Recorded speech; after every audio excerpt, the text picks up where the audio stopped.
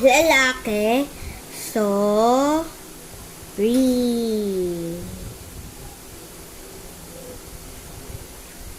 Sorry. Teka lang ha, Amanda, sorry. Yan, sorry kapag lalaki. Sorry, baliktad lang eh. Pero kapag babae, wala kang iya, wala, lumayas ka rito. Huwag ka lang babalik dito ha, huwag ka lang babalik ha. Ha?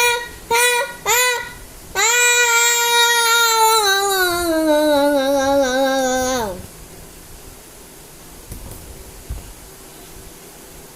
Sorry.